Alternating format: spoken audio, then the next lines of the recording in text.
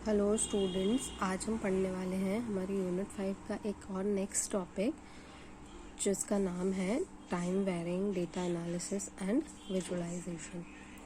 Time varying data का मतलब क्या होता है? टाइम वेरिंग डेटा का मतलब ये है कि हमें डिफरेंट टाइम पे एक डेटा की स्टडी करनी है ना।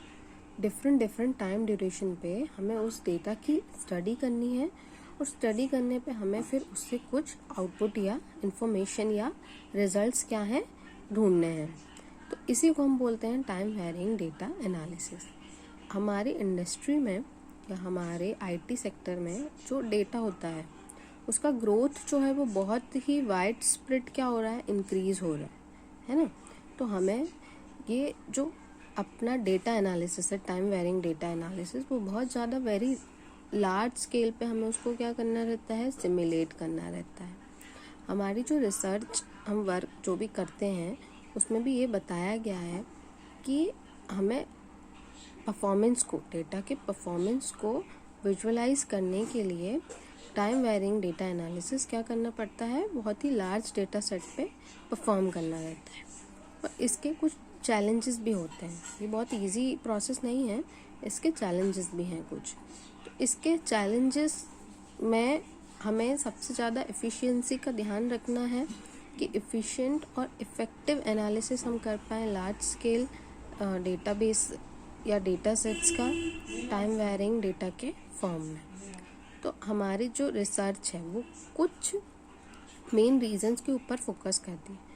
तो वो मेन रीजंस क्या हो सकते हैं हमारे? फर्स्ट रीज़न है जो वो है हमारा temporal trend analysis and visualisation. हमें क्या करना है, ट्रेड्स जो भी चल रहे हैं अभी उस डेटा के, उसको एनालाइज करना और उसको विजुअलाइज करना एक हमारा चैलेंज हो सकता है। टाइम वेरिंग फीचर ट्रैकिंग, जो भी फीचर्स हम यूज़ कर रहे हैं उस कम्युनिकेशन को प्रोवाइड करने के लिए या उस डेटा सेट को क्या करने के लिए, प्रोसीड करने के लिए, उन फीचर्स को हमें क्या करना रहता है, हर टाइम टू टाइम का ट्रैक करके रखना रहता है कि कहीं किसी का एफिशिएंसी ज़्यादा ना हो जाए या किसी की एफिशिएंसी कम ना हो जाए, जिसकी वजह से हमारा जो डेटा सेट है उसके ऊपर नेगेटिव इफेक्ट पड़े और हमारी जो कंप्यूटेशन है उसमें क्या हो, कुछ रॉन्ग इन्फॉर्मेशन हमारे एज अ आउटपुट हमें प्रोवाइड करें। वो नेक्स्ट जो हमारा एक चैलेंज है वो क्या है हमारा, transfer function design for time varying volume rendering.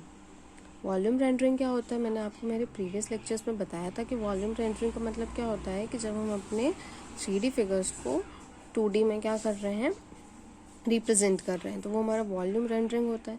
तो जब हम ट्रांसफ़र फंक्शंस परफॉर्म करते हैं या डिज़ाइन करते हैं टाइम वेरिंग के लिए, तो हमें इस चीज़ का ध्यान रखना पड़ता है। नेक्स्ट जो हमारा पॉइंट है वो है हमारा efficient rendering of time varying data. ये तो बहुत ही एक इम्पॉर्टेंट टॉपिक मतलब हो गया अपने आप में कि हमें रेंडरिंग जो करनी है टाइम वेरिंग डेटा की वो बहुत ही एफिशिएंटली करनी है।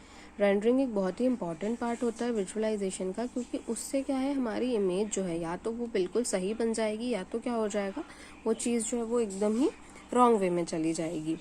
तो रेंडरिंग करना टाइम वेरिंग डेटा पे एक बहुत ही हमारा इम्पॉर्टेंट एक क्या हो गया, पॉइंट हो गया। नेक्स्ट हमारा पॉइंट क्या है, data representations and indexing for time varying data. ये भी एक इम्पॉर्टेंट पॉइंट ही हुआ कि हमें उस डेटा को रिप्रेजेंट किस तरीके से करना है, क्योंकि हो सकता है हमने उसका आउटपुट सही तरीके से बनाया हो, लेकिन अगर हम उसको रिप्रेजेंट नहीं कर पाएंगे सही तरीके से तो वो फिर एक रॉन्ग इन्फॉर्मेशन में ही चेंज हो जाता है। तो हमें उसका रिप्रेजेंटेशन और इंडेक्सिंग किस तरीके से करना है वो भी एक इम्पॉर्टेंट हमारा क्या होता है, टास्क होता है।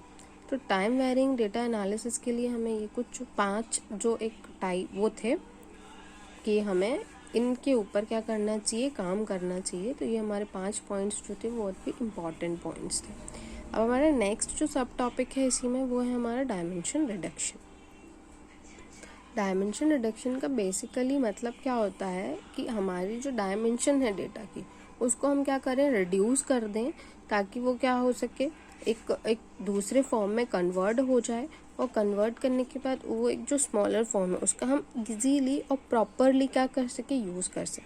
तो इसके लिए हम के नियरेस्ट नाइबर एल्गोरिथम यूज़ करते हैं डायमेंशन रिडक्शन के लिए, जो कि क्या करती है, अवॉइड करती है the effects of curse of dimensionality, मतलब डायमेंशनैलिटी को जो भी चीज़ें हमारी डैमेज कर रही हैं उनको क्या करती है, हटाने का काम करती है।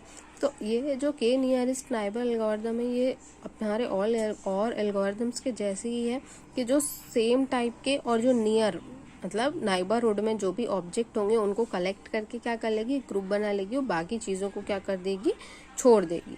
तो इस चीज़ के लिए हम क्या करते हैं कि नियरेस्ट नाइबर एल्गोरिदम यूज़ करते हैं। अब डायमेंशनैलिटी रिडक्शन के कुछ एडवांटेजेस भी होते हैं। इसका एडवांटेज क्या है कि ये रिड्यूस करता है टाइम और स्टोरेज स्पेस जो भी रिक्वायर्ड है, ये तो इसका एक बेसिक एडवांटेज हो गया। सेकेंड एग्जाम्पल क्या है, ये मल्टी कॉलरिटी इम्प्रूव करता है इंटरप्रिटेशन के लिए और पैरामीटर्स को इम्प्रूव करता है मशीन लर्निंग मॉडल के लिए। जब हम चीज़ों को कॉम्पैक्ट फॉर्म में कर देंगे तो चीज़ें बहुत सारे मॉडल्स के लिए क्या हो जाती हैं, एप्लीकेबल हो जाती हैं। तो ये वो चीज़ भी प्रोवाइड करता है। ये ईजियर हो जाता है जब हम विजुलाइज करते हैं हमारे डेटा को 2D में या 3D में। तो ऑब्वियस सी बात है कि जब हमारी इमेज या फिर हमारा जो डेटा है वो कॉम्पैक्ट होगा तो वो 2D या 3D ग्राफिक्स में और ज़्यादा अच्छे तरीके से क्या होगा, विजुलाइज कर सकते हैं। और ये अवॉइड करता है कर्स ऑफ डायमेंशनैलिटी, मतलब कि हमारे डायमेंशनैलिटी को जो भी चीज़ें अफेक्ट कर रही हैं उनको हटा दिया हमने, तो इसका एक एडवांटेज हो गया। अब इसका एप्लीकेशन क्या होता है, इसका एप्लीकेशन जो है वो सबसे ज़्यादा यूज़ होने वाला है न्यूरो साइंस में।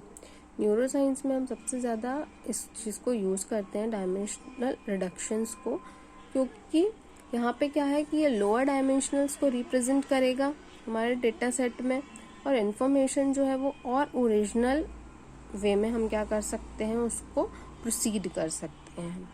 Thank you.